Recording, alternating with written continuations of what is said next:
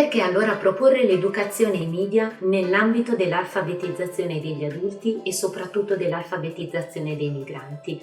Perché nelle nostre classi noi abbiamo ragazzi e ragazze, uomini e donne che non solo hanno bisogno di apprendere la lingua italiana, ma di avvicinarsi anche ai codici della nostra cultura, e i mezzi di comunicazione sono una porta d'accesso fondamentale.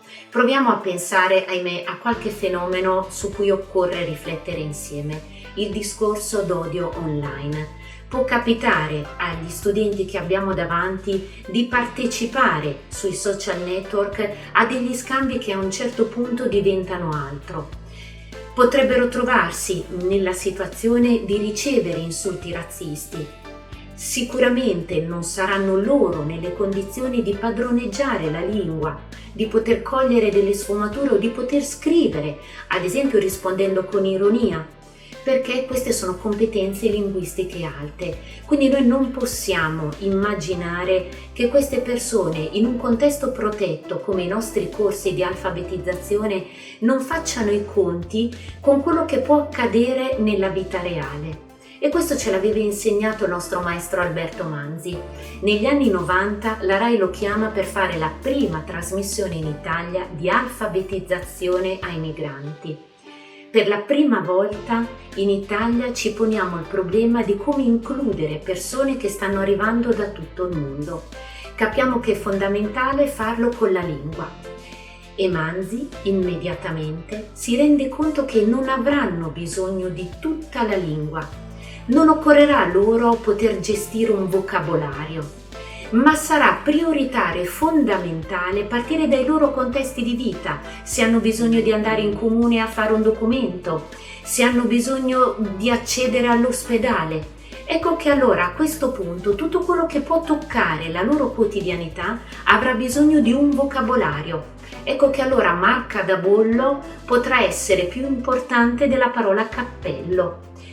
E allora oggi la realtà in cui queste persone vivono non è più fatta solo dell'esperienza che potranno fare di accesso alla salute o di accesso ai loro diritti tramite le nostre amministrazioni pubbliche, ma sempre più è fatta anche di mezzi di comunicazione e digitale. Pensiamo anche solo quanto le tecnologie siano fondamentali per mantenere un rapporto con la propria terra d'origine. Quanti migranti utilizzano fonti di informazione dei loro paesi di origine.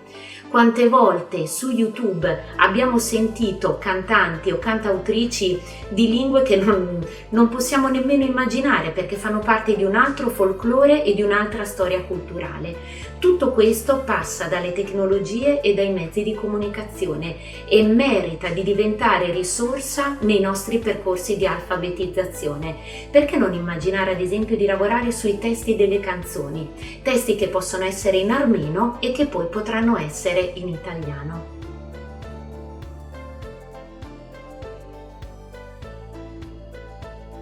Ma allora, da dove possiamo partire? I suggerimenti in realtà sarebbero davvero tanti e vi invitiamo anche a dare un'occhiata al nostro sito zaffiria.it, perché le idee, le risorse che possiamo condividere sono di più del tempo che abbiamo in questo momento. Però tra poco voi vedrete due diversi tutorial. Uno riguarda le infografiche, la capacità di giocare con i numeri a partire da domande interessanti per le persone che abbiamo davanti su qualche aspetto della loro relazione con i media e con le tecnologie. Noi l'abbiamo utilizzata con gli studenti per parlare di discorso d'odio e di cyberbullismo. Nel video vedrete un corso di formazione per adulti, per insegnanti che lavorano con studenti e con migranti. Il secondo video invece che vedrete è una tecnica messa a punto da un artista italiano, Vince Beschi. È geniale perché permette di poter mettere insieme contenuti video e immagini diversi contemporaneamente, realizzando un puzzle con gli schermi dei nostri cellulari.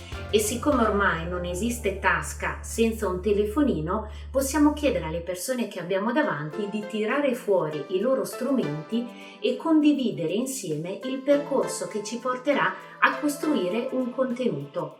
Potrà essere imparare come si chiamano frutta e verdura che incontriamo al mercato o come nell'esempio invece che vedrete dove gli adulti che vedete in formazione provano a raccontare che cos'è secondo loro l'hate speech online.